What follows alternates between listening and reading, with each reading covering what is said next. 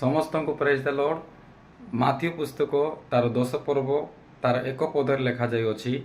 इतिमध्य से आपणा 12 शिष्य मान पाखक को डाकी से असुची आत्मा छड़ाइबा निमंते से ऊपर अधिकार देले।